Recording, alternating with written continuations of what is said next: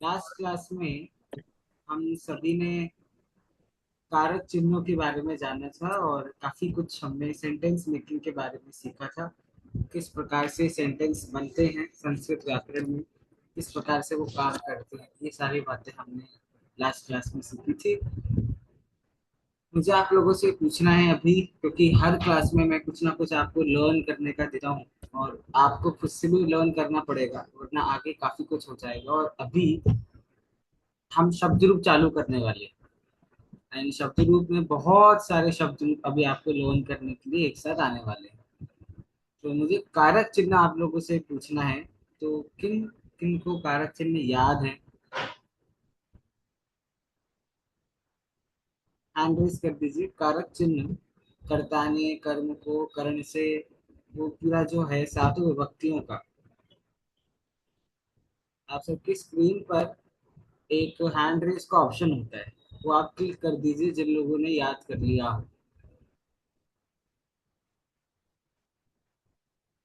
5 लोग हैं बस, आउट ऑफ 28।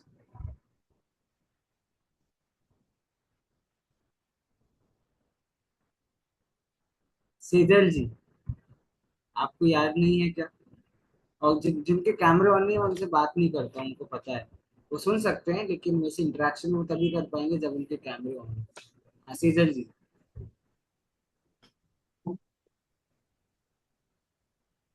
हाँ सर, याद है पर एकदम परफेक्ट नहीं है। अच्छा, आपने कोशिश की ना याद करने की, मतलब? हाँ ओके। थोड़ा बहुत हाँ जितना याद है उतना बता सकते हैं। हाँ। कर्ता कर्म करण, वो कर्ता छिंदर ही ने। बोल रहा है।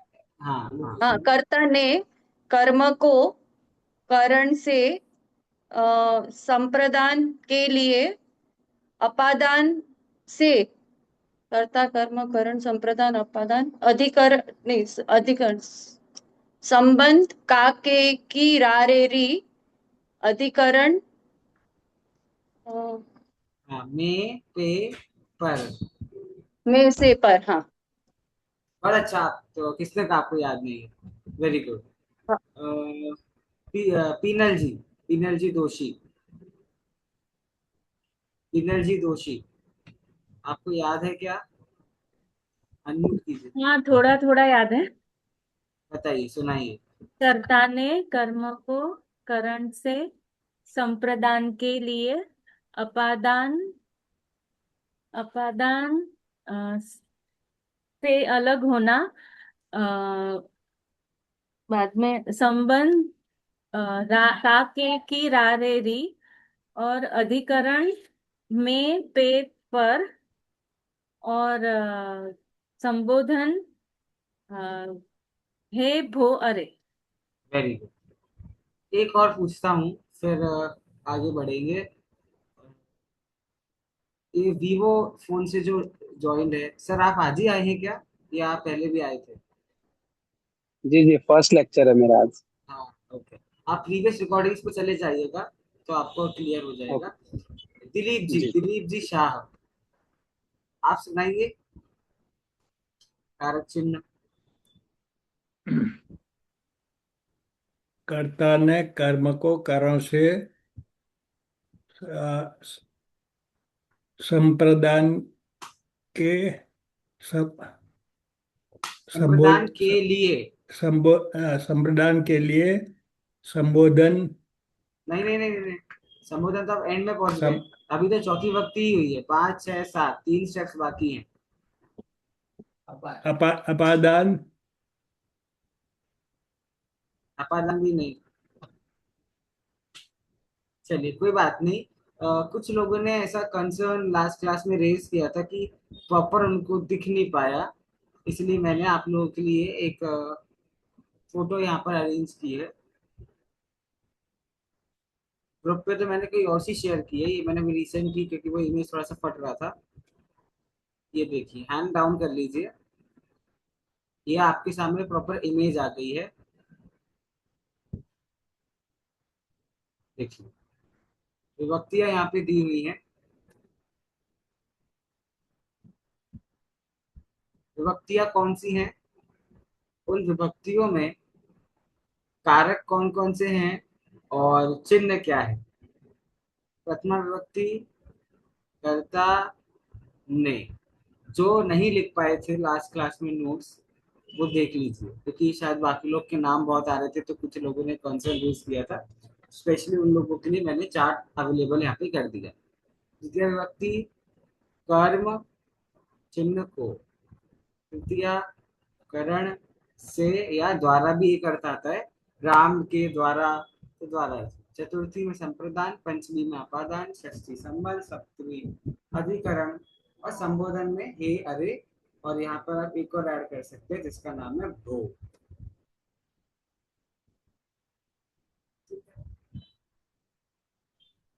ये बात क्लियर सबको है ना। चलिए, तो कारक चिन्ह आपको क्लियर होने से आपको एक बात बहुत अच्छी क्लियर हो गई कि आपको पता है किस सेंटेंस में कौन सी विभक्ति आएगी, राइट। क्योंकि आपको चिन्ह पता है, इसमें तो किसी को डाउट नहीं है। जहां पर का यूज है वहां षष्ठी आएगी, जहां पर का यूज है वहां सप्तमी आएगी, जहां से का यूज है अलग होने के लिए, अलगाव लिखा है ना पंचमी के चिन्ह में, तो अलग होने के लिए तो आप ऐसे विभक्ति पता कर सकते हो। पहली चीज आपको आ गई है। सेकेंड चीज आपको ये आ गई है वचन पता करना, राइट। वचन मतलब कौन सा वचन है, एक वचन है, द्विवचन है या बहुवचन है, ये चीज भी आपको आ गई है। अब एक चीज और मुझे आपको बतानी है, वो बस मैं आपको बता देता हूँ फिर हम आगे बढ़ेंगे। Just a second.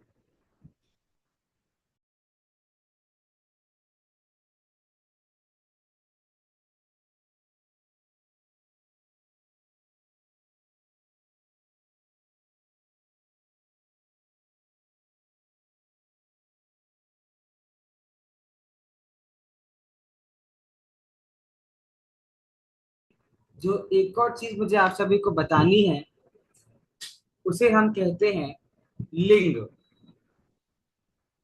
लिंग आप सभी को पता है क्या होता है।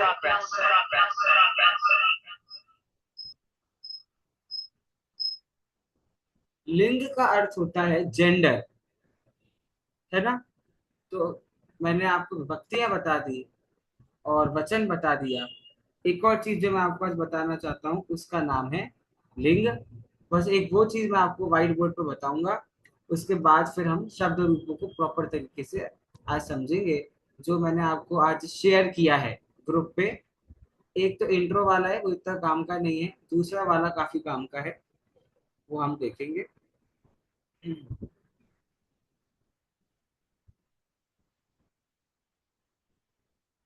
सबके सामने व्हाइट बोर्ड आ रहा है।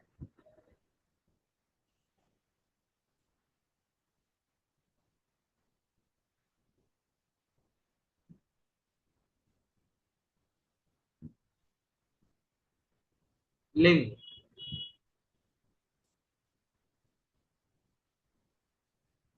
जेंडर। संस्कृत में तीन लिंग होते हैं।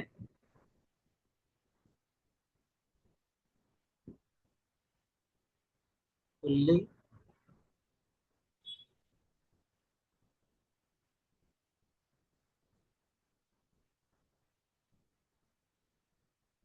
स्त्रीलिंग,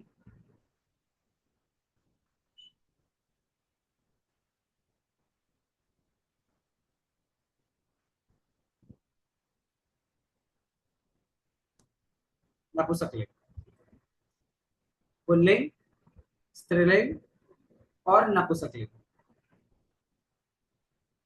अब शब्द रूप में के अंदर हम ही पढ़ रहे हैं, तो मैं आपको एक बार बहुत अच्छे से वेरी वेरी स्टार्टिंग में क्लियर कर दूं।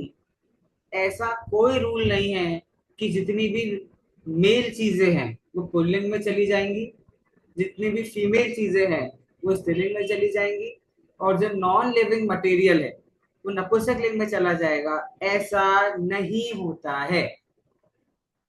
क्लियर बात।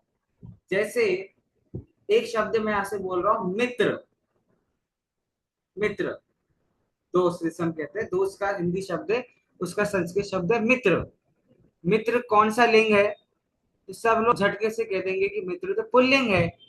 गलत। मित्र नपुंसकलिंग का शब्द है। तो हमको पता कैसे चलेगा कि भाई कौन सा शब्द पुल्लिंग है, कौन सा शब्द स्त्रीलिंग है, कौन सा शब्द नपुंसकलिंग है?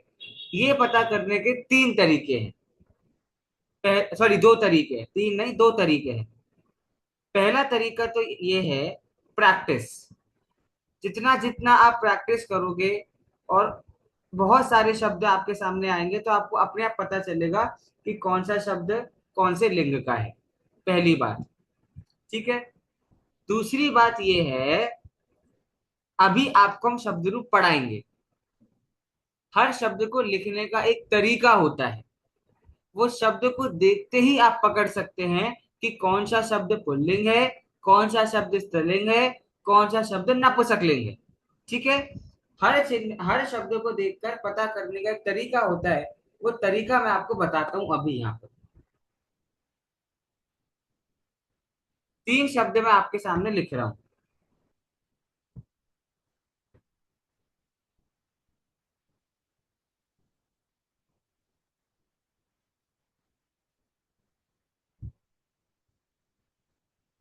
रामः पहला शब्द, रमा दूसरा शब्द, फलम तीसरा शब्द। अब इन तीनों में आपको पता करना है कौन सा शब्द कौन से लिंग का है। पता करने का तरीका ये है, शब्दों के एंडिंग में देखिए। रामः के एंडिंग में म है, रमा के एंडिंग में माँ है, फलम के एंडिंग में म है विथ हलंत। जिन शब्दों के एंड में अ है, रामो के एंड में अ है कि नहीं है? बिल्कुल है, क्योंकि आप रामो को कैसे लिखोगे? र प्लस आ प्लस म प्लस अ। ये लिखा आपने, लिख दिया इस तरीके से। करेक्ट। इनको हम कहते हैं, जिन शब्दों के अंत में अ आता है, जैसे राम के अंत में अ आया, ऐसे शब्दों को संस्कृत भाषा में अकारांत कहते हैं। अब रमा पे आ जाइए। रमा के अंत में आ आया, बड़ा आ। जिन शब्दों के अंत में आ आता है, ऐसे शब्दों को आकारांत कहते हैं। तो एक आप लोगों ने पढ़ा अकारांत, एक आपने पढ़ा आकारांत। तो भैया ये आपने क्यों पढ़ाया अकारांत आकारांत? अभी आपको बता देते हैं क्यों पढ़ाया अकारांत आकारांत।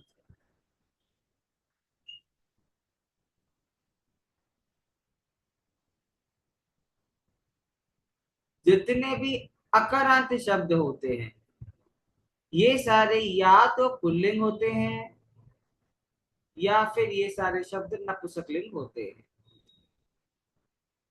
क्लियर बात? और जितने भी आकारांत शब्द रूप होते हैं, ये सारे शब्द पक्की बात से क्या होते हैं?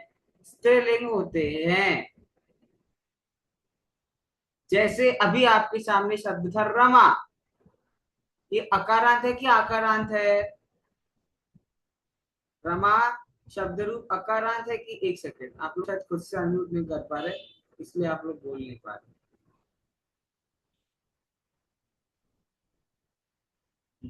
अब बोलिए। जो रमा आकारांत। आकारांत शब्द रूप है, राइट? बस बोलते म्यूट कर लीजिए।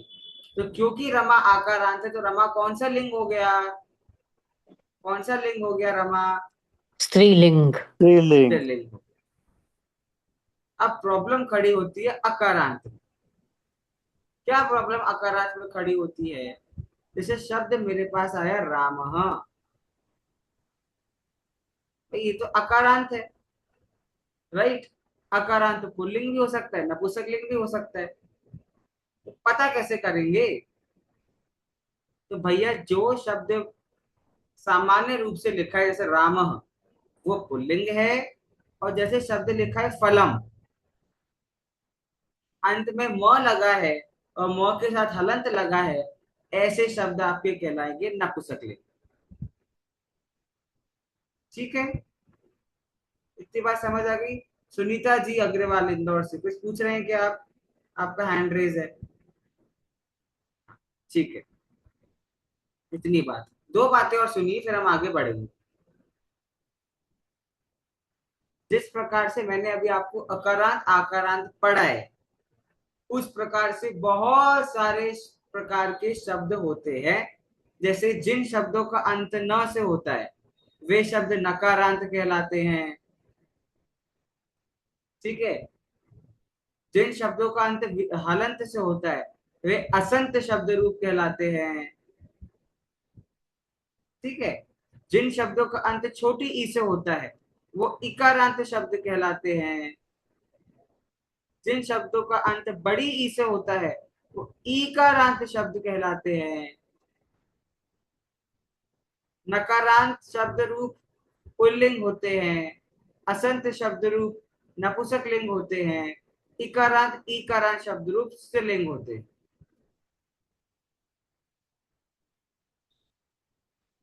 बात समझ आ रही है कि नहीं? थोड़ी मुंडी मटकाओ तो मुझे समझ आएगा आपको समझ आ रही है ना? अब बाकी जितने प्रकार के शब्द रूप आते रहेंगे हमारे सामने, हम अकॉर्डिंगली उनकी लिंग देखते जाएंगे। मेरा क्वेश्चन आपसे ये है कि हम जो लिंग पढ़ रहे थे उसमें इन सब का क्या काम है? नकारांत का, इकारांत का, ईकारांत का, इन शब्द का क्या काम है? किसी के पास कोई आंसर है?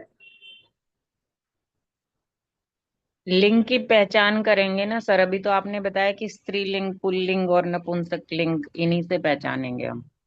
शब्द रूप में कुछ काम है क्या लिंग का? शब्द रूपों में लिंग का क्या काम हो सकता है? कोई देगा आंसर? शब्द रूपों में लिंग का क्या काम हो सकता है? जिस प्रकार उसके वो प्रत्यय लगेंगे उनको हाँ, रूप, उसे कहते प्रत्यय हैं रूप। रूप बनेगा। हाँ, रूप अलग अलग होंगे। रूप, जैसे आपके सामने एक सेंटेंस आ गया, राम भोजन करता है, राम खाना खाता है, और एक सेंटेंस आ गया रमा खाना खाती है। तो राम शब्द तो आप राम लिख दोगे, रमा क्या लिखोगे? आपके सामने शब्द आ गया फल राम है, तो आप लिख दोगे राम अस्ति। और आपके सामने सेंटेंस आ गया फल है, तो फलह नहीं लिख सकते, क्योंकि फल तो कौन सा शब्द है? नपुंसक लिंग है। तो क्या लिखोगे? फलम अस्ति। बात समझ आ रही है? तो हर लिंग के अकॉर्डिंग लिखने का तरीका बदल जाता है। तो आपको वो शब्द रूप में तरीके भी सिखाएंगे कि कौन से शब्द रूप को किस तरीके से लिखा जाता है, और वो तरीका बदलता है किसके आधार पर? लिंग के आधार पर। समझ आया? जो बातें मैं बोल रहा हूं अब वो आप तो लिख लीजिए या दिमाग में घुसा लीजिए।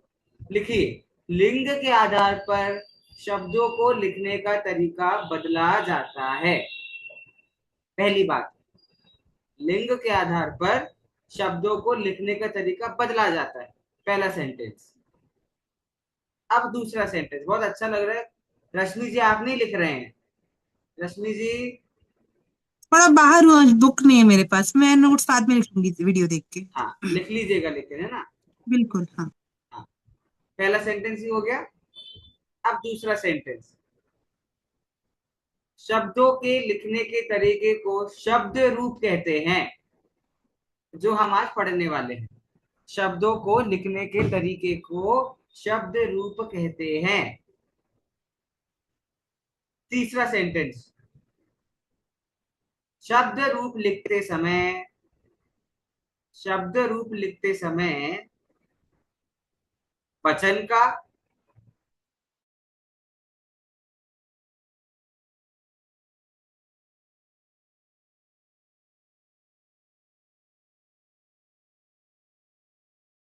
का कॉमा विभक्ति का ध्यान रखना, वचन का कॉमा विभक्ति का कॉमा लिंग का। शब्द रूप लिखते समय वचन का, कॉमा विभक्ति का, कॉमा लिंग का ध्यान रखना चाहिए। बस, शब्द रूप आपको समझ आ गया, शब्द रूप क्या भला है? ठीक है,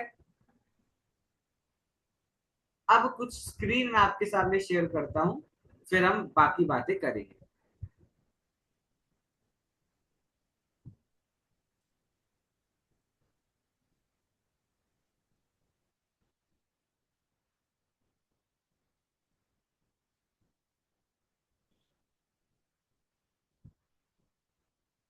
हम्म। मैंने आपके ग्रुप पे आपको दो पीपीटी, दो पीडीएफ भेजी है। एक में मैंने अलग से कोट किया कि वो इतनी इंपॉर्टेंट नहीं है, वो ये वाली है, इंट्रो वाली। इसका सिर्फ लास्ट पेज में आप लोग को यहाँ से दिखा रहा हूँ, ठीक है।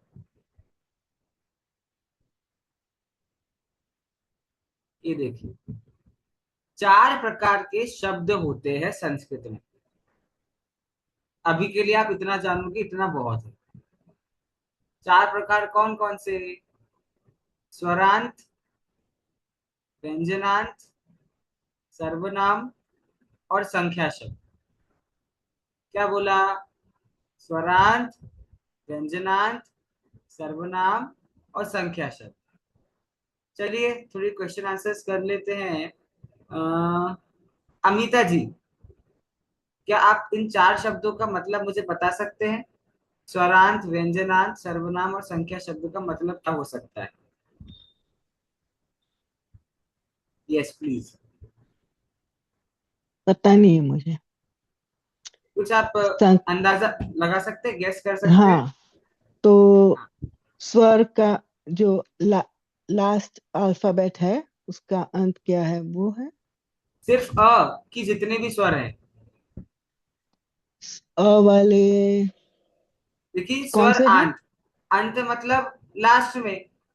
तो या जिन शब्दों के अंत में स्वर आए हों, ऐसे शब्दों को स्वरांत कहते हैं।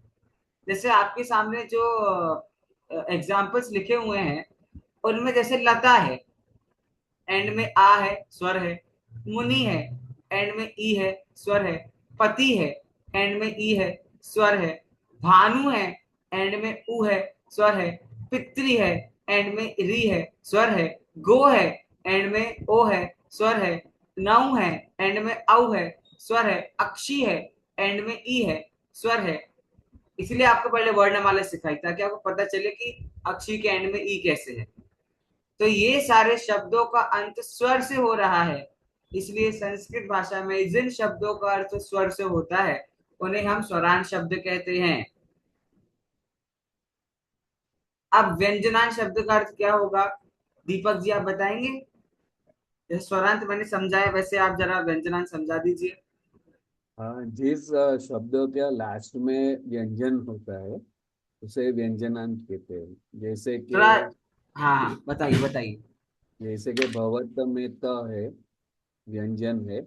न व्यंजन है, स व्यंजन है, च व्यंजन है, त व्यंजन है, म व्यंजन है, न व्यंजन है, र, न और स। वैसे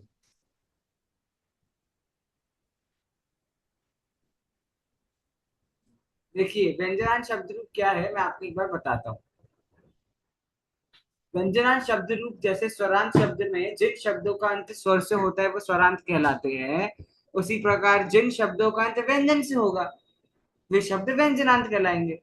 भवत, तो क्या है? व्यंजन है। आत्मन, विध्वस, चंद्रमस, वाच, गच्छत, सबके एंड में हलंत लगा है ना। हलंत मतलब पूरे नहीं है शब्द, और पूरा कौन सा शब्द नहीं होता? जो व्यंजन होता है। तो व्यंजनांत शब्द सारे हैं, ठीक है। चलिए, अब किसकी शामत आई है? किसकी शामत आई है? फारूक जी बताइए, सर्वनाम शब्द रूप किसे कहते हैं? वो थोड़ा मेरे को कंफ्यूजन है मुझे, लेकिन उधर यहाँ बताया ऐसे है कि जिसके अंत में सर्वनाम होता है वो सर्वनाम अंत वाले शब्द कहे जाते गलत। हैं। क्या सर्वनाम शब्द में अंत शब्द का प्रयोग किया गया है? नहीं, अंत जैसे, नहीं है। तो सर्वनाम इसका से अंत मतलब होता है, मतलब सर्वनाम से नहीं। अंत मतलब एक शब्द देखिए, पूरा सर्वनाम शब्द, है। शब्दों में ही अर्थ लेते हैं। स्वरांत है, व्यंजनांत है, इनमें तो अंत अंत शब्द लगा है। स्वरांत, इसमें नहीं। व्यंजनांत, इसमें तो नहीं लगा है। इसका मतलब इसमें अंत का कॉन्सेप्ट नहीं है, कुछ और अच्छा। कॉन्सेप्ट है। अच्छा, तो मुझे पता नहीं है, थैंक यू। देखिए हमारे आशीष जी बताएंगे, बताइए आशीष जी। सर्वनाम शब्द वो शब्द होते हैं जो संज्ञा के स्थान पर प्रयोग किए जाते हैं, जैसे सर्व, यत, एतत्, इदम। शाबाश। इनके हाँ, इनके लिए संज्ञा की जरूरत नहीं पड़ती। हाँ, देखिए इसमें बात क्या है, सर्वनाम शब्द मतलब है कि वो ये पूरा का पूरा शब्द ही सर्वनाम है। सर्व, यत, आपने इंग्लिश में नाउन प्रोनाउन पढ़े होंगे। जी जी। नाउन मतलब संज्ञा, प्रोनाउन मतलब सर्वनाम। तो संज्ञा के स्थान पे जिसका प्रयोग कर सकते हैं वो सर्वनाम हो जाता है। और इसकी अच्छी बात ये है कि स्वरांत शब्द रूप जैसे है, तो इसको तो हम कैटेगरी में बांट देंगे। जैसे लता क्या है, आकारांत है, स्त्रीलिंग है। मुनि इकारांत है, स्त्रीलिंग है। पति इकारांत है तो स्त्रीलिंग है। तो इसकी जो कैटेगरी बढ़ जाएगी, इसकी स्वरांत शब्दों की। व्यंजनांत शब्दों की भी कैटेगरी बढ़ जाती है। भवत शब्द पुल्लिंग है, गच्छत पुल्लिंग है, कि अरहंत, तो इनकी जो पथिन शब्द स्त्रीलिंग है।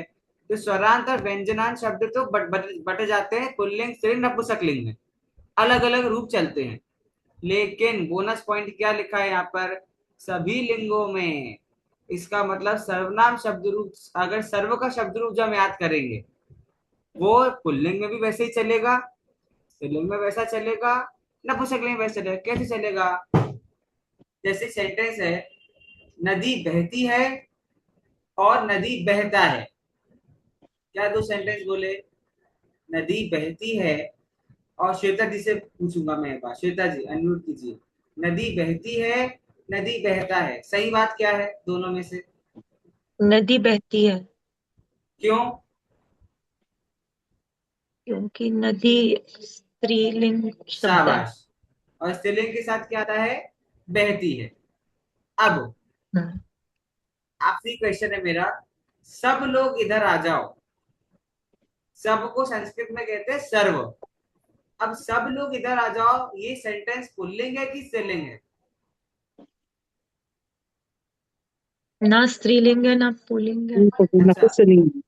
दोनों एक, मैं अभी श्वेता दी से बात कर रहा हूँ। बताइए ये पुल्लिंग है कि स्त्रीलिंग है?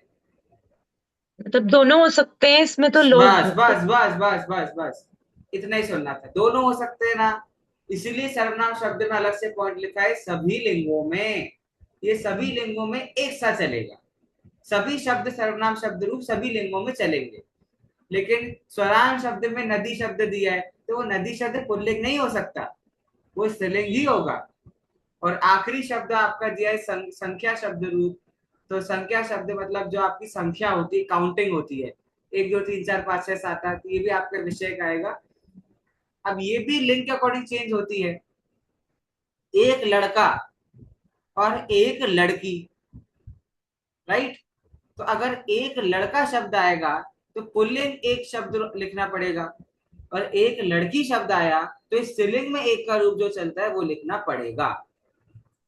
इतनी बात समझ में आई कि नहीं आई सबको? बहुत अच्छी बात है। आपने जो लिखा होगा ना अकारांत उकारा, उसमें आप, सर चलो एक बार मुझे आप सर्वनाम फिर से समझा देंगे प्लीज। बिल्कुल समझा देंगे। सर्वनाम वो शब्द है, दो चीजें आपको याद रखनी बस। सर्वनाम वो शब्द है, पहली चीज, जो संज्ञा की जगह पे प्रयोग किए जाते हैं। और दूसरी चीज, संज्ञा सर्वनाम शब्द रूप तीनों ही लिंगों में एक से चलते हैं। जबकि मैंने आपको शब्द रूप के पॉइंट्स में लिखवाया था, तो क्या लिखवाया था? लिंग के अनुसार शब्द बदले जाते हैं। लेकिन सर्वनाम शब्द एक्सेप्शनल केस है, जैसा पुल्लिंग में चलेगा वैसे ही स्त्रीलिंग में चलेगा, और वैसे ही नपुंसकलिंग में चलेगा। क्लियर हो गई बात? मेरा गला सूख गया। चलिए अब आ जाइए थोड़े से, अब हम आ जाएंगे मेन वॉर अरीना। घबराना नहीं कोई भी, ठीक है? ये जो चार्ट है, ये है शब्द रूप का चार्ट। कितने वर्ड हैं?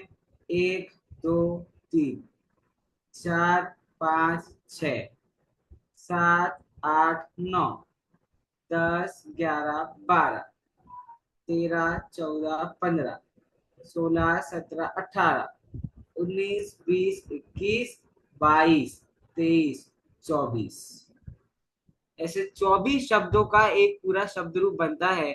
ऐसे बहुत सारे शब्द रूप आपको याद करने। ऑन एन एवरेज अगर आपको मैंने 20 शब्द रूप याद करने को दिए तो एक शब्द रूप में कितने होते हैं? 24।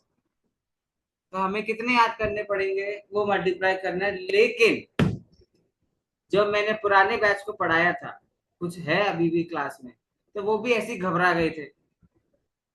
फिर मैंने उनको ट्रिक सिखा दी तो फिर वो याद कर लेते थे। अगर आपने जैसे आपने मानो आपके सामने शब्द रूप कौन सा आ रहा है? अकारांत पुल्लिंग, राइट? शब्द है बालक। तो अगर आपने अकारांत पुल्लिंग का एक शब्द रूप समझ लिया और उसकी ट्रिक समझ ली तो दुनिया भर के जितने भी अकारांत पुल्लिंग शब्द रूप हैं वो आपको ऑटोमेटिकली याद हो जाएंगे। डेमो दूं आपको? डेमो चाहिए? डेमो देता हूं, ठीक है। मान लीजिए आपने बालक शब्द रूप याद किया। बालकः, बालकौ, बालकाः, बालकं, बालकौ, बालकान्, बालकेन, बालकाभ्यां, बालकैः, बालकाय, बालकाभ्यां, बालकेभ्यः, बालकात्, बालकाभ्यां, बालकेभ्यः, बालकस्य, बालकयोः, बालकानां, बालके, बालकयोः, बालकेषु, हे बालक, हे बालकौ, हे बालका। ठीक है। अब आपके सामने आया अगला शब्द जो है मानो वृक्ष। वृक्ष शब्द मतलब पेड़ होता है। वृक्ष भी अकारांत पुल्लिंग शब्द है क्योंकि वो अ से खत्म हो रहा है। अब आप कहोगे सर हमने तो बालक शब्द रूप याद किया है, हमको तो वृक्ष शब्द रूप याद ही नहीं है। आपको याद है, बालक की जगह पर मैं कुछ चीजें देखो, जो मात्राएं लगी हैं उन मात्राओं को एज इट इज वहीं रहने दो और शब्द को बदल दो। बालक शब्द को जगह कर दो वृक्ष। क्या बन जाएगा? वृक्षः, वृक्षौ, वृक्षाः, वृक्षम, वृक्षौ, वृक्षान, वृक्षकेन, वृक्षकाभ्याम, वृक्षकैः, वृक्षकाय, वृक्षकाभ्याम, वृक्षकेभ्यः, वृक्षेभ्यः, वृक्षात्, वृक्षाभ्याम, वृक्षेभ्यः, वृक्षस्य, वृक्षयोः, वृक्षाणाम, वृक्षे, वृक्षयोः, वृक्षेषु। सेम है कि नहीं है? बस इन शब्द के अंत में जो लगा हुआ है ये मात्राएं, इन की, आय की, आत की, अस की, ए की, ये आपको रिवर्स कर देनी है। आभ्याम, आभ्याम, आभ्याम, अयोहो, अयोहो। अब कोई भी शब्द लाओ बालक का, जैसे बालकाभ्याम, बालकाभ्याम, बालकाभ्याम। अब वृक्ष लाओ, वृक्षाभ्याम, वृक्षाभ्याम, वृक्षाभ्याम। अध्यापक लाओ, अध्यापकाभ्याम, अध्यापकाभ्याम, अध्यापकाभ्याम। नर लाओ, नराभ्याम, नराभ्याम, नराभ्याम। देव लाओ, देवाभ्याम, देवाभ्याम, देवाभ्याम। तो मैं कहना क्या चाह रहा हूं, आपको सिर्फ एक याद करना है, सेट। एक सेट याद होने से आपको ऐसे 50 सेट ऑटोमेटिकली याद हो जाएंगे। मैं किसी को तो देख रहा था, मुझे लग रहा है वो घबरा रहे। किसको देख रहा था? हाँ, रोशनी जी। क्या हुआ? नहीं, कुछ नहीं सर, सब ठीक है? एकदम परफेक्ट। है ना? चलो तैयार? पढ़े हम। सबसे पहले हम पढ़ रहे हैं अकारांत पुल्लिंग शब्द रूप बालक का। मैंने आपको बताया ही था क्या क्या चीजें हैं। पुल्लिंग का शब्द है, विभक्ति आपकी 7 है और संबोधन है, और एक वचन, द्विवचन, बहुवचन, 3 वचन। अच्छा, एक चीज करते हैं, चलो पहले आपको कारक चिन्ह तो पता चल गए। जरा इन शब्दों का अर्थ, जैसे बालक ने, एक बालक ने, दो बालक ने, बहुत सारे बालकों ने। अब कर्ता ने कर्म को, एक बालक को, दो बालक को, बहुत सारे बालकों को, एक बालक से, बहुत सारे बालकों से, सॉरी, दो बालकों से, बहुत सारे बालकों से। यहां तक मैंने अर्थ कर दिया। अब चतुर्थी विभक्ति से कौन हिंदी अर्थ करेगा इन शब्दों का? संस्कृत तो हिंदी ट्रांसलेशन कर रहे हैं ना, आपको कारक चिन्ह बता दिया। कौन हिंदी अर्थ करेगा? अभी मैंने 3 विभक्ति तक करके बस आशीष जी, बस एक हाथ, ऐसे मुझे फेल मत करो आप लोग प्लीज। देखो हम प्रवीणा जी ने आदत है हमारे पुराने बैच के, ये भी पुराने बैच के, पूनम जी भी। और हाथ, और हाथ, और हाथ। इतने से मजा नहीं आता, सिर्फ 7 लोगों के हाथ है। शब्दों को हिंदी में ट्रांसलेट करना है बस, और कुछ नहीं करने कह रहा मैं, आपको आता है। अमित जी, अमित जी, चतुर्थी विभक्ति से अर्थ कीजिए शब्दों का हिंदी में।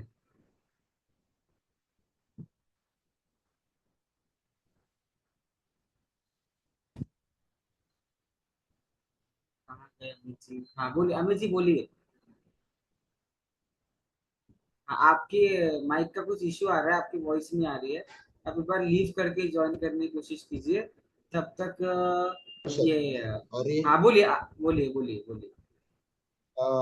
सर, ये जो चतुर्थ है ना, तो बालक के लिए पहले संस्कृत बोलिए फिर हिंदी अर्थ बोलिए। बालक के बालक के लिए,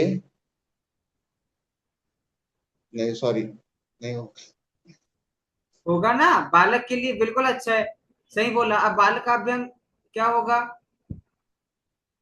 वचन कौन सा है? द्विवचन, तो क्या हो जाएगा बालक, बालकाभ्याम? बालकों के लिए। शाबाश। बालकेभ्यः क्या हो जाएगा? अनेक बहुवचन बालकों हो। के लिए। शाबाश, बहुत अच्छा। आगे बोलिए। सर, बालक से, शाबाश।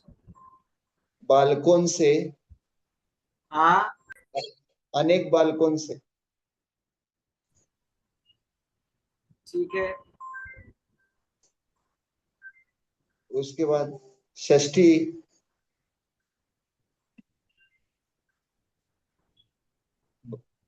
बालक का, हाँ, बालकों का, अनेक शाबाश। बालकों का।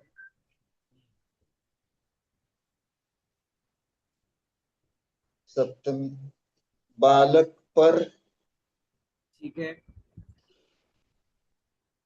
बालक में। ठीक है। एक ही अभी आप पर बोल रहे थे ना, तो पर ही रखो। कोई भी आ सकता है, मैं आ सकता है, पे आ सकता है, पर आ सकता है। कोई भी तीनों में से कोई बालक भी बोल पे, सकता है। हाँ, बालक पर, बालकों हाँ, पर, अनेक बालकों हाँ, पर। शाबाश। इनका क्या बनेगा संबोधन का? लिखा ही हुआ है, हे बालक। हे बालक, आगे, हे बालक, हे हे बालकों। बालकों। हाँ, हे बहुत सारे बालकों। बस आ गया। Very good. चौथी क्लास है अपनी, और आपने ट्रांसलेशन कर दिया संस्कृत से हिंदी में। और क्या चाहिए? चौथी क्लास में कोई कर पाता है क्या? 4 क्लास तक तो लोग एबीसीडी सीखते हैं, आपने तो हिंदी अर्थ कर दिया। एक और ट्राई करें? चलो ये मैं आपको पहले सिखा देता हूँ, फिर ट्राई करेंगे हैंड्स डाउन। अब आपको अर्थ करना तो आ गया, अब बस आपको याद करना है। याद कर लिया तो मजा आ जाएगा। मैं एक बार पढ़ रहा हूँ। बालकः बालकौ बालकाः, बालकं बालकौ बालकान्, बालकेन बालकाभ्यां बालकैः, बालकाय बालकाभ्यां बालकेभ्यः, बालकात् बालकाभ्यां बालकेभ्यः, बालकस्य बालकयोः बालकानां, बालके बालकयोः बालकेषु, हे बालक, हे बालकौ, हे बालकाः। अब देखिए कुछ कुछ बातें मैं आपको इसमें जरा ध्यान दिलवा देता हूं, तो थोड़ा सा इजी हो जाएगा याद करने। कुछ कुछ शब्द तो यहाँ पर कॉमन है, सेम है। देखिए कोई भी शब्द रूप आपके सामने आ जाए, प्रथमा द्वितीय तो देखो आपको याद करना पड़ेगा, क्योंकि वो अलग होता है। सब शब्द रूपों का प्रथमा द्वितीय अलग होता है, और उनके बेसिस पे बाकी व्यक्तियां होती हैं। तो आपको 6 शब्द याद करने हैं बस। अब याद रखो, कुछ बातें मैं लिखवा रहा हूँ। तृतीय व्यक्ति एक वचन में हमेशा एन की मात्रा लगती है, एन। अब मानो आपके सामने शब्द आया वृक्ष, तो क्या बनेगा शब्द? वृक्षेन। शब्द आया अध्यापक, तो क्या बनेगा शब्द? अध्यापकेन। छात्र, क्या बनेगा शब्द? छात्रेन। शब्द आया नर, क्या बनेगा? नरेण। शब्द आया देव, तो क्या बनेगा? देवेन। बात क्लियर हो गई? क्लियर हो गई? ठीक है, अब देखिए तृतीय विभक्ति द्विवचन, चतुर्थी विभक्ति द्विवचन, पंचमी विभक्ति द्विवचन का सेम है आभ्याम आभ्याम आभ्याम। ट्रिक बता रहा हूँ आपको याद करने की, थोड़ा ध्यान से सुन लो, वेरी इंपॉर्टेंट टुडेज क्लास। आभ्याम। अब दुनिया भर का कोई भी आप लाओ मेरे सामने अकारांत पुल्लिंग का शब्द, वो आप तृतीय चतुर्थी पंचमी विभक्ति के द्विवचन में लिख सकते हो। जैसे लिखा है बालकाभ्याम, वृक्षाभ्याम, अध्यापकाभ्याम, छात्राभ्याम, नराभ्याम, देवाभ्याम। क्लियर होगी बात? ठीक है, अब आ जाइए आगे। तृतीय व्यक्ति बहुवचन और पंचमी व्यक्ति बहुवचन बिल्कुल सेम होते हैं, एभ्यः।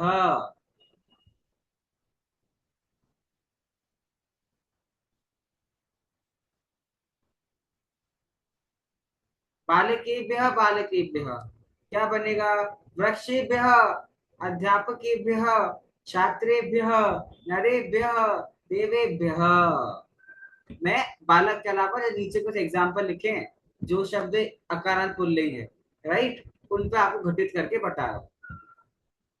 अब देखिए षष्ठी विभक्ति एक वचन, हमेशा दुनिया भर में षष्ठी विभक्ति पकड़ना सबसे आसान होता है, अस्य।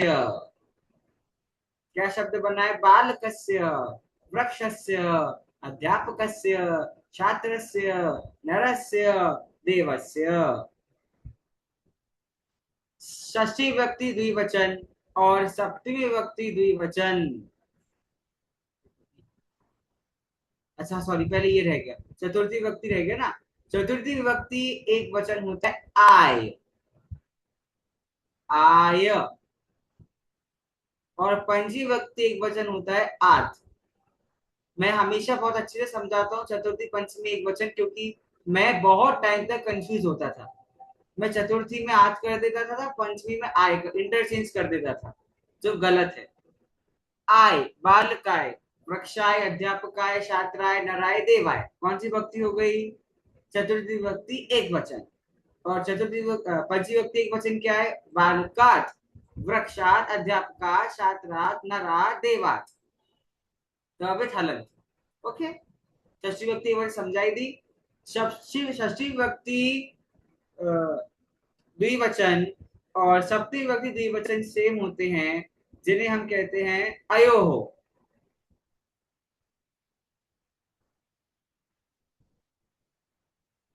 बालकयोः बालकयोः, वृक्षयोः वृक्षयोः, अध्यापकयोः अध्यापकयोः, छात्रयोः छात्रयोः, नरयोः नरयोः, देवयोः।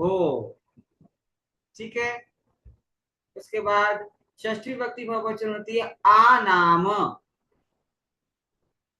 आ बाल का नाम है, क्या बनेगा? वृक्षा नाम, अध्यापका नाम, छात्रा नाम, नरा नाम, देवा नाम। ठीक है, बाल के एक ही मात्रा आ गई सप्तमी विभक्ति एक वचन में, वृक्षे, अध्यापके, छात्रे, नरे, देवे। सप्तमी द्विवचन हम सीख चुके, और लास्ट में होता है एषु, बालकेषु, वृक्षेषु, अध्यापकेषु, छात्रेषु, नरेषु, देवेषु। और संबोधन तो आपका एग्जैक्ट सेम है प्रथमा व्यक्ति की तरह, बस आपको हे आगे लगा देना है। हे बालकः, हे बालकौ, हे बालिकाः, शब्द रूप कंप्लीट, खत्म।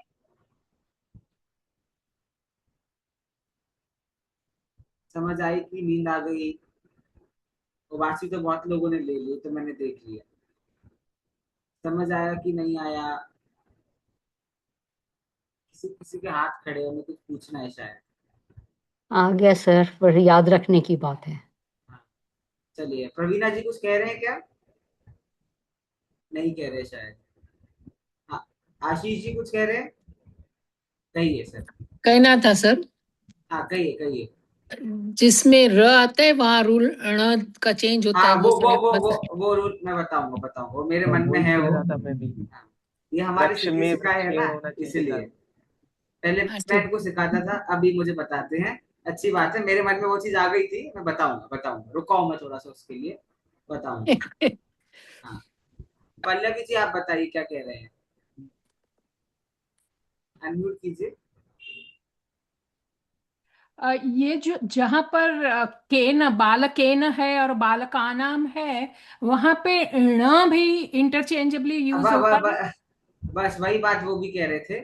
चलिए, अगर सबके मन में डाउट आ रहा है तो मैं बता देता हूँ, थोड़ा सा ध्यान से सब लोग सुनिए। कई जगह दो शब्द आपके सामने मैं लिख रहा हूँ।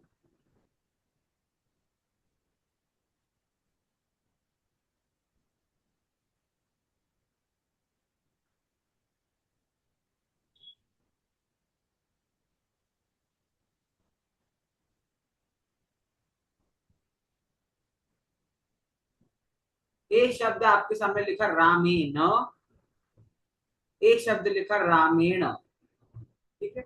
हाँ, एक बार मैं आशीष जी से पूछना चाहूंगा, कौन सा सही है आशीष जी? सॉरी, आप म्यूट हो गए, सॉरी, अनम्यूट कर लीजिए। जो बाद में लिखा है जिसमें णा है, रामेण, क्यों? क्योंकि र और शा के बाद यदि न आ जाए तो उसको णा हो जाता है। बस एक बार सब लोग ध्यान से लिख लीजिए, र है आपके शब्द में या श है, इसके बाद अगर शब्द में ये होने के बाद अगर आपके श में न लग रहा है तो वह न आपका कन्वर्ट हो जाएगा किस में? ण। और चूंकि जो रामेण शब्द आप लोग के सामने आया है, इसमें र पहले यूज कर दिया गया है, इसलिए हमने ण को कन्वर्ट कर दिया, न को कन्वर्ट कर दिया ण में, तो ये बन गया शब्द आपका रामेण। ऐसे बहुत सारे शब्द आपके सामने आएंगे जहां पर र या श का पहले प्रयोग किया गया है, तो उसमें शब्द में अगर न आ रहा है तो आप न नहीं लिख करके न लिखेंगे। अब जैसे आपके सामने बालकेन है, तो बालकेन में न तो र आया न ही आपका श आया, इसलिए हमने न को न लिखा। लेकिन अगर बालकेन की जगह रामेण होता, तो क्योंकि र का यूज शब्द में किया गया है, तो रामेण नहीं होके रामेण होता। बोलिए रश्मि जी क्या कह रहे हैं आप?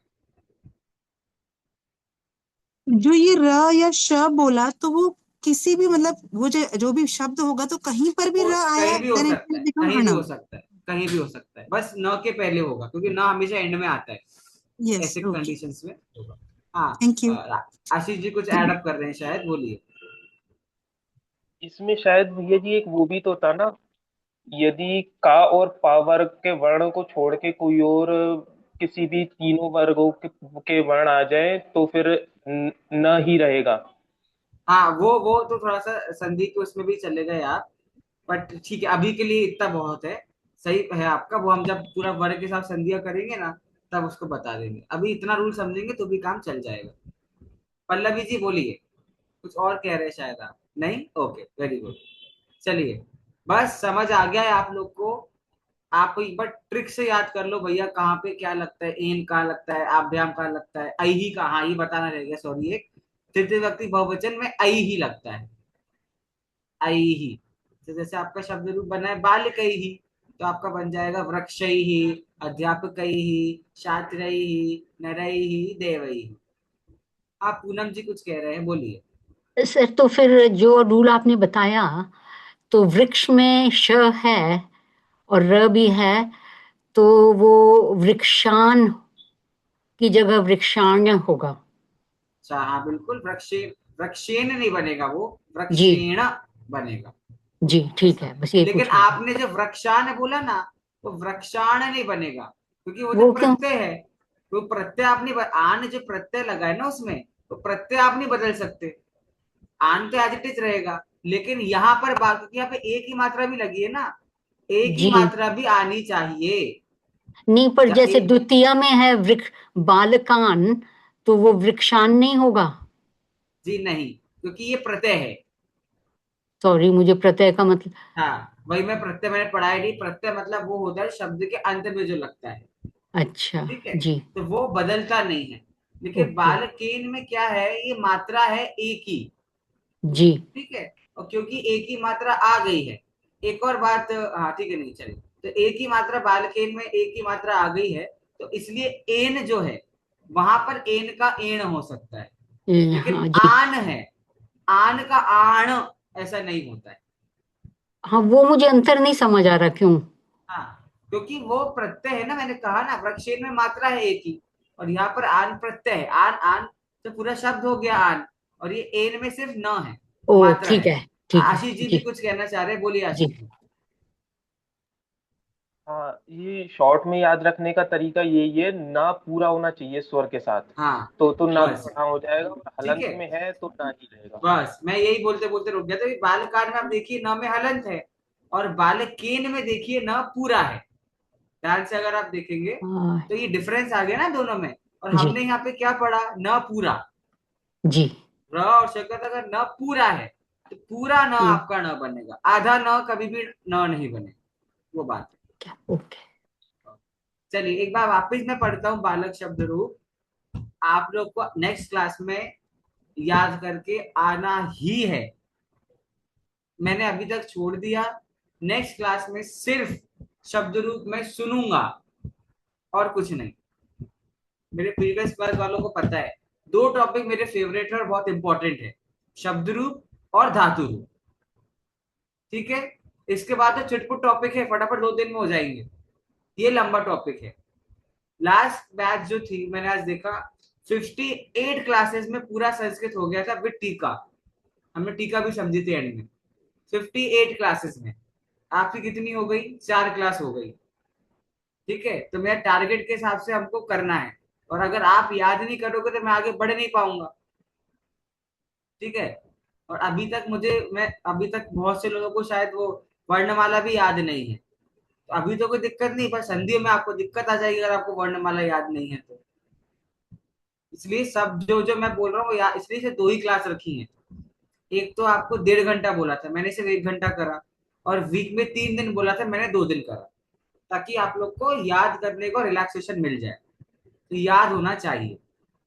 देखिए एक और ट्रिक है इसकी, पता ट्रिक नहीं है, जो हमको पढ़ाते थे स्मारक में, तो वो उसको ऐसे गाते थे, और वो क्या सीधे गाते थे, सिर्फ एक वचन एक साथ याद कर लिया, द्विवचन ऐसे, वो कैसे गाते थे, बालकः बालकम बालकेन बालकाय बालकाच बालकस्य बालके हे बालक बालकौ बालकौ बालकाभ्यां बालकाभ्यां बालकाभ्यां बालकयोः बालकयो हे बालकौ बालकाः बालकान् बालकैः बालकेभ्यः बालकेभ्यः बालकानां बालकेषु हे बालकाः, ऐसे ऐसे गाते गाते गाते गाते वो याद करते थे, ठीक है। तो जिनको गा गा के याद हो रहा है वो गा के याद कर लीजिए, मतलब मेरा तो क्या है, सीधा याद करो ज्यादा अच्छा है, क्या है ऐसे में याद करने में थोड़ा सा कंफ्यूजन हो जाता है, तो वचन के अकॉर्डिंग याद करो, विभक्ति के अकॉर्डिंग नहीं, कि प्रथमा एक वचन द्विवचन बहुवचन, एक वचन द्विवचन बहुवचन, ऐसे वर्टिकली याद करे हो, हॉरिजॉन्टली ज्यादा फायदेमंद है, बाकी मैटर करता है याद होना, ठीक है। बालकः बालकौ बालकाः बालकं बालकौ बालकान् बालकेन बालकाभ्यां बालकैः बालकाय बालकाभ्यां बालकेभ्यः बालकात् बालकाभ्यां बालकेभ्यः बालकस्य बालकयोः बालकानां बालके बालकयोः बालकेषु हे बालक हे बालकौ हे बालकाः। अब वृक्ष पे लगाएंगे, वृक्षः वृक्षौ वृक्षाः वृक्षं वृक्षौ वृक्षान् वृक्षेण वृक्षाभ्यां वृक्षैः वृक्षाय वृक्षाभ्यां वृक्षेभ्यः वृक्षात् वृक्षाभ्यां वृक्षेभ्यः वृक्षस्य वृक्षयोः वृक्षाणां वृक्षे वृक्षयोः वृक्षेषु हे वृक्ष हे वृक्ष हे वृक्षौ हे वृक्षाः। एक और बात, आपको याद कैसा होना चाहिए, मैंने आपको बोला पंचमी विभक्ति द्विवचन, तो आपको तुरंत आना चाहिए बालकाभ्याम, सप्तमी विभक्ति एक वचन बालके, पंचमी विभक्ति द्विवचन बालकाभ्याम, प्रथम विभक्ति द्विवचन बालकौ, ऐसे तुरंत आपको याद आना चाहिए इस विभक्ति का इस वचन में अगर रूप बनेगा तो ये रूप बनेगा। नहीं हो पाएगा रश्मि जी,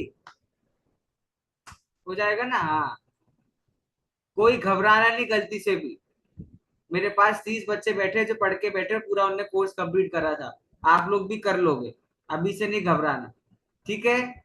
चलो जरा किसी को मैं अम, हाँ, प्रवीणा जी कुछ कहना चाह रही हैं, बोलिए।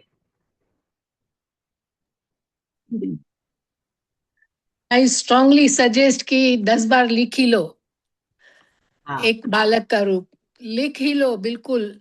आ, एक बार 10 बार लिख लो और फिर रटो तो याद रह जाएगा। और एक बार जब बालक का रूप याद रह गया ना, बाकी सारे रूप फिर याद करने में थोड़ा सरल हो जाएगा। पर एक सरल हो जाए। हाँ, तो ये दिस इज अ एक मस्ट, दिस इज अ ये मस्ट। और ये एक शब्द रूप तो आपको लिखना ही है, जो अभी स्क्रीन पे आ रहा है वो तो आपको आपने लिख ही लिया होगा अभी तो कॉपी में। और ये इनका एक्सपीरियंस बोल रहा है पिछले 1 साल का, लिखने में याद होता है, ठीक है? अब थोड़ा सा एक दो चीजें और करके मैं खत्म करूंगा। मुझे पता है 1 घंटा हो गया, लेकिन पता नहीं मुझे क्यों आज लग रहा है क्लास में बहुत जल्दी खत्म हो गई। मतलब मुझे मजा आया पढ़ाने में, आपका पता नहीं। चलिए इसको निकी जी अध्यापक का शब्द रूप बना दीजिए। आपके सामने शब्द रूप आया है, आप उसको देख देख के अध्यापक शब्द रूप बना दीजिए।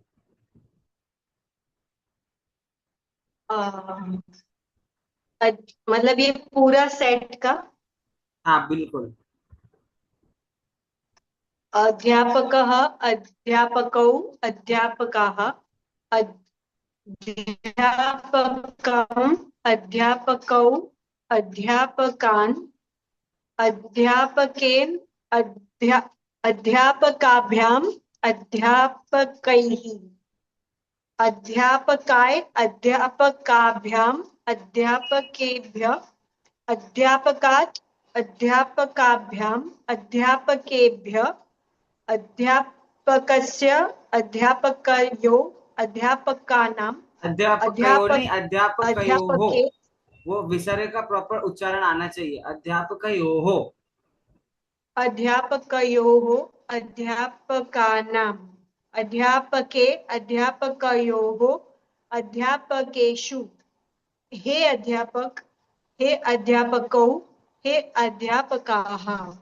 संबोधन और प्रथमा व्यक्ति में बस इतना चेंज है, प्रथमा व्यक्ति के एक वचन में बालकः विसर्ग लगा हुआ है, लेकिन संबोधन के एक वचन में हे बालक, इतना बस लिखा है, उसमें विसर्ग नहीं लगा है। लेकिन हाँ, संबोधन का जो बहुवचन है वो एज इट इज है, उसमें क्या कहते हैं, विसर्ग लगा हुआ है, हे बालका। बहुत सुंदर निकी जी, वेरी गुड, वंडरफुल।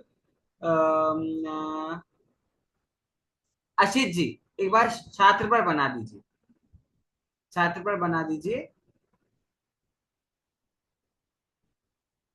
छात्रः, छात्रौ, छात्राः, छात्रं, छात्रौ, छात्रान्, छात्रेण, त्रेण होगा कि छात्रेण होगा? सॉरी, छात्रेण, छात्राभ्यां, छात्रेकः, हाँ, छात्रैः, छात्रैः, छात्रैः, छात्रैः, छात्राय, छात्राभ्यां, छात्रेभ्यो, छात्रेभ्यः, विसर्ग का छात्रेभ्यः, प्रॉपर उच्चारण आना चाहिए। छात्रेभ्यः, छात्रात्, छात्राभ्यां, छात्रेभ्यः, छात्रस्य, छात्रो, छात्रयोः, छात्रयोः, छात्राणां, छात्रके, सॉरी, छात्रे, छात्रे, छात्रे, छात्रो, छात्रो, छात्रयोः, शाबाश।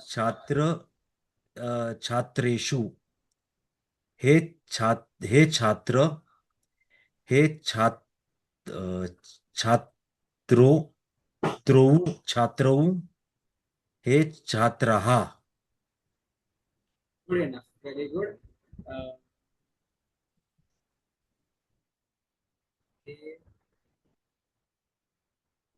डिम्पल जी, नर से बनाइए, नर शब्द रूप बनाइए डिम्पल जी।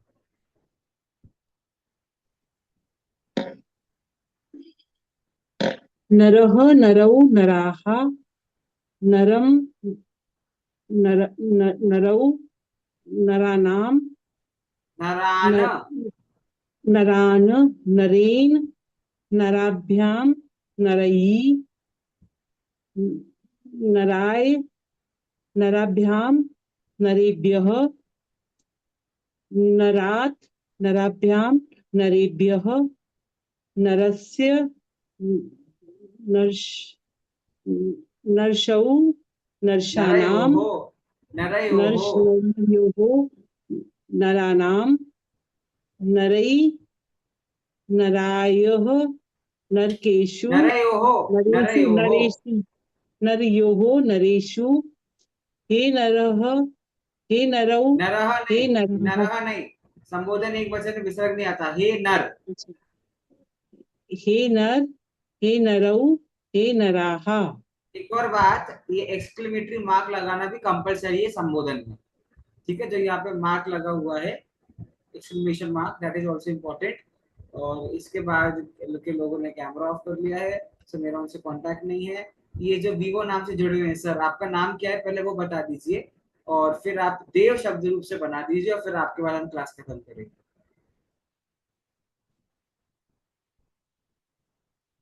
अभी एक्सक्लेमेशन मार्क का क्या नीड है और क्या इसका कुछ संबोधन है ना, लगाने की इंडिकेट कर रहे हैं हम, इंडिकेट किसी को कर रहे हैं तो एक्साइटेड है, और एक्सक्लेमेटरी मार्क कहाँ पे यूज किया जाता है, पे एक्सप्रेशन आ जाए, तो इसलिए वो लगाना जरूरी है।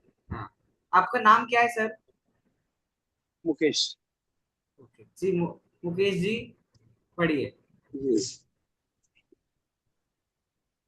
आप तो पैसे वाला नाम लेके पैदा हुए हो, मुकेश। पढ़िए। क्या पढ़ना है?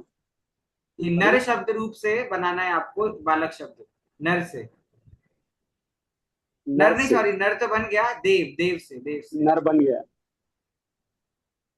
देव से बनाइए। देवहो, हाँ, देवह के बाद देवहो, देवो, देवा, देवो, देवक्ता, देवाहा, देवक, देवम, देवो, देवान,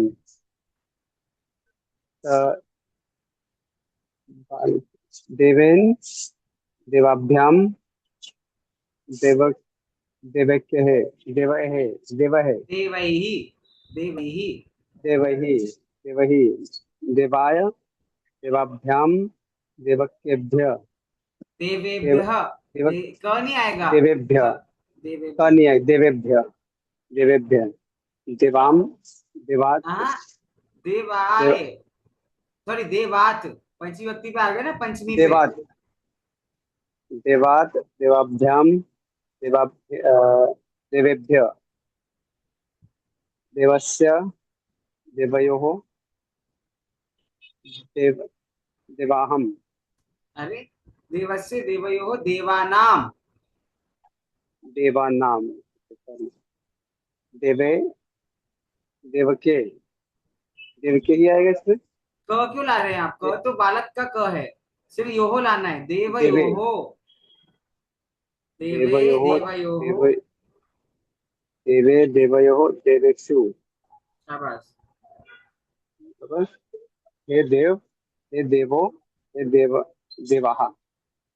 वेरी गुड, शाबाश, वेरी गुड, बहुत अच्छा। एक क्लास में इतना फटाफट सीखना अच्छा है। हम भी पूरे प्रोसेस से आ रहे हैं, आपको समझ आ रहा है ना, अक्षरों को सीखा, शब्दों को सीखा, अब हिंदी अर्थ करना सीख रहे हैं। हाँ, स्वाति जी कहिए। भैया ये जो ना लिख रहे हैं ना, ना जैसे रामायण में हमने ना लिखा है, तो ये स्टार्टिंग वाले रा को लेना है, जैसे छात्र है उसमें भी रा की साउंड है। तो त्र तो आपको पहले ही बताया ना मैंने, त्र तो त प्लस र से बनता है, संयुक्त व्यंजन है ना। कहीं पर भी र आए शब्द में और अंतिम शब्द अगर आपका न है पूरा, तो वो न हो जाएगा, चाहे पहला अक्षर र हो चाहे दूसरा हो, कोई सा भी हो। ठीक है। पल्लवी जी बोलिए।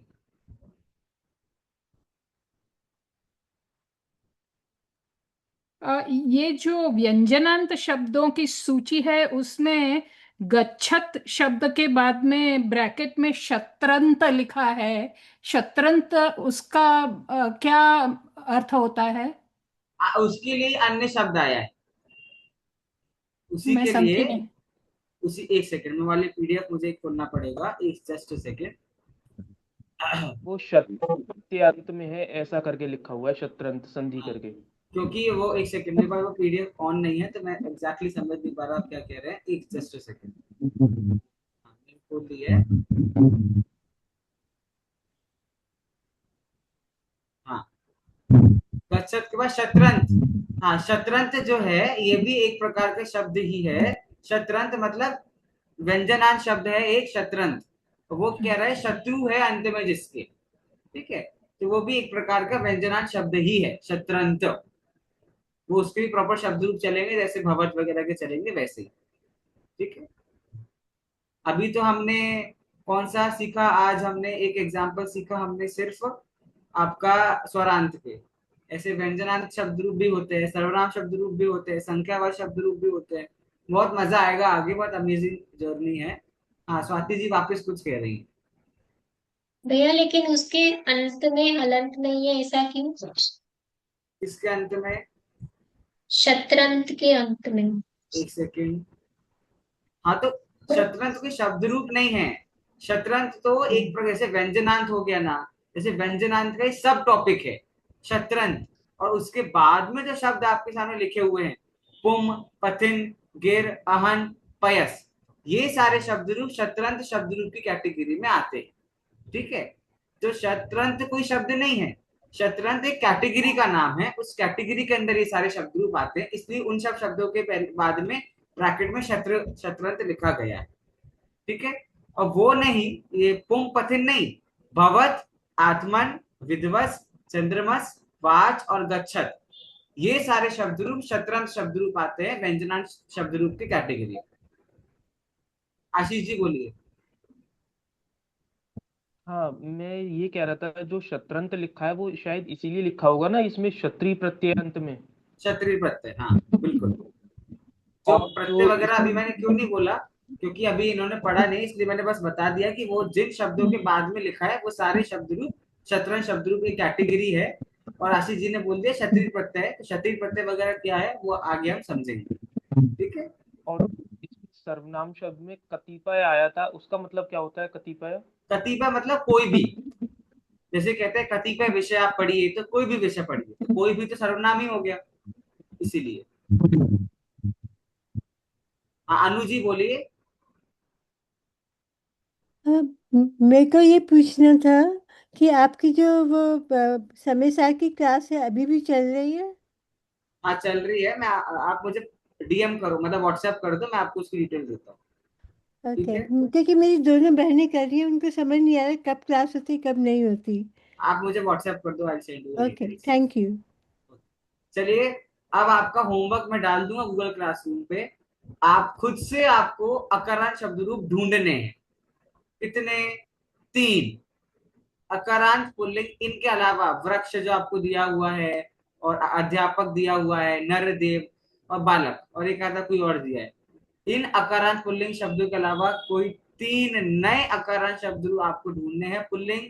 उनका शब्द रूप लिख करके आपको अपलोड करना है गूगल क्लासरूम पे, ठीक है। और जो लोग नहीं अपलोड कर पा रहे वहां पे, मुझे व्हाट्सएप पे भी भेज सकते हैं, कोई दिक्कत नहीं है, लेकिन होमवर्क करना जरूरी है। समझ गए सभी लोग? पहले आप वो शब्द ढूंढेंगे, 3 अकारांत पुल्लिंग शब्द रूप, उनके शब्द रूप आप बालक की तरह बनाएंगे, मुझे लिख करके भेजेंगे, और आपको याद तो करना ही है। सॉरी सर, अकारांत शब्द, अकारांत पुल्लिंग शब्द ढूंढने हैं। हाँ, हमने वही पढ़ा है, क्योंकि अभी जी ठीक है जी। 3 ढूंढने, उनका शब्द रूप आपको लिखने हैं पूरे प्रथमा से संबोधन तक, मुझे भेजने हैं।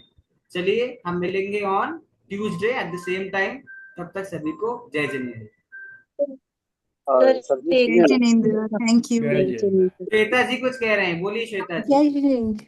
जो परिशिष्ट आपने भेजा है ना, हाँ वहां वहां बालक के ये किए हैं, उसमें चतुर्थी में बालक बालकेभ्य है, और नीचे उन्होंने नीचे लिखा भ्य, सिर्फ भ्य। तो एक ही मात्रा हम जब बनाएंगे तो एक ही मात्रा लेंगे कि नहीं लेंगे? लेंगे ना, एक ही मतलब लेना ही है। बालकेभ्यः, तो वृक्षेभ्यः। नीचे जो एक ही उन्होंने मात्र। लिखा है कि नीचे सिर्फ भ्य क्यों लिखा है, वहां एक ही मात्रा क्यों नहीं अरे नहीं, है? वो तो आपको सिखाने के लिए इधर लिखा गया है कि आपको बस उसके अंदर फिलअप कर देना है। जो भ्यः लिखा हुआ है, ए भ्यः, उसमें आपको फिलअप कर देना है, एक ही मात्रा आपको लेनी ही लेनी है वहां पर। ठीक है, ए लिखा है वो अलग बात है, जैसा मैंने आपको अभी पढ़ाया ना, आपको वैसा याद करना है। ठीक है, आप कहाँ पे कह रहे हो? मैंने देखा यहाँ पर ए लिखा है बस, चतुर्थी में बालिका के नीचे ए लिखा है ना? ये नहीं, कह जो रहे हो आपने आप? परिशिष्ट के जो वो पेजेस भेजे ना, उसमें फर्स्ट पेज हाँ पे हाँ हाँ, यही वाला एग्जाम्पल है परिशिष्ट उसमें। में तो 25 पेज है, 25 पेज फर्स्ट है। पेज में फर्स्ट पेज हाँ, में फर्स्ट पेज में क्या देखना है बताइए? फर्स्ट पेज में जो चतुर्थी में बालकेभ्य है ना वर्ड, तो हाँ, लेकिन वो उसके विसर्ग लगाना भूल गए, भ्य लिखा है वो गलत लिखा है, वो ए भ्य पूरा आएगा। ठीक है, हाँ ठीक अकेला भ्य नहीं आएगा, ए भ्य आएगा। ठीक ठीक है, ओके, चलिए मिलते हैं ऑन ट्यूसडे। सभी को जय जिनेन्द्र। जय जय श्री जय चित्रलेखा जी, श्री आपको कुछ कहना है जय क्या? भगवान। या हाँ हम अभी अभी ज्वाइन हुए इस साल, राइट? हाँ लेकिन हाँ आप जो देते हैं उनसे ही पढ़ पाते हैं, उनकी हाँ आगे पाछे का नियम हम नहीं जान पाते। तो इनके हाँ। लिए कोई बुक या कुछ नहीं, है? आपको क्यों जानना है आगे का नियम? मैं बताऊंगा ना आपको जब उनका टाइम आएगा तब। जितना मैं बता रहा अच्छा। हूँ उतना ही कीजिए, अभी आगे आपको नहीं ओ, जानना है ना? अच्छा। बस। नहीं, दूसरे लोग बोलते हैं तो मैंने सोचा कि कई बुक वो जो होगी। बोलते हैं वो मेरे पुराने बैच के बच्चे हैं, इसलिए मैं वो वैसे क्वेश्चन खड़े अच्छा नहीं करता हूँ। लेकिन दे आर क्वाइट, उनको थोड़ा वो समझ जाते हैं, इसलिए बोलते हैं। तो कोई बात नहीं है, ओके आपको जितना ओके। मैं पढ़ा रहा हूँ उतना ही पढ़ना। ठीक है, हाँ घबराओ मत, आपको सब आ हाँ। जाएगा। तो हाँ, तो हम घबरा जाते हैं, हाँ लेकिन नहीं, क्या इसलिए मुझे मैं नहीं कम आता? ऐसे। अभी ऐसे ने क्षत्रिय प्रत्यय बोला तो आपको लगा बाप रे ये क्या चीज आ गई, हमने तो पढ़ लिया। तो ऐसा कुछ नहीं है, आपको आ जाएगा, धीरे धीरे सब करा दूंगा। ठीक है, आपने 4 दिन ओके। पहले सोचा था आपको अभी इतना आ जाएगा नहीं ना, पर अब आपको आ गया कि नहीं? 4 दिन बाद और बहुत कुछ आ जाएगा, चिंता नहीं करना। ठीक है, ओके, मेरा आप सपोर्ट करो, मैं थैंक यू। आपका सपोर्ट करूंगा, ऐसी बात है। ठीक है, या चलिए, ओके, काफी टाइम हो गया है, अभी खत्म करते हैं। ओके। सभी को जय जिनेन्द्र। जय जय।